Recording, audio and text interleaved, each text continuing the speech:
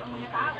Di pa rin sa assistant principal sa tumahan na nagkuhan ang mga lawak manlalaot sa Batucodet. Apektado usap sila sa pag-malfunction sa pinila ng mga BCM na mauli nakapasamot sa kalakay sa pagbukas. Ang voting center sa Kiyot, adunay 19,000 na mga botante. Pagkabot sa takna, tiktakbo, at kung nakasunod na sa islahan, ang bitubutan ng pagbukas. Bibi. Bibi.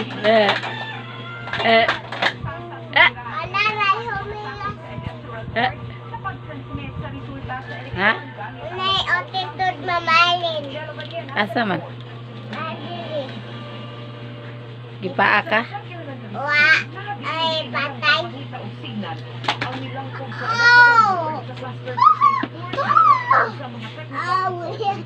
Oh, escado! Oh, escado! Ako ba ito?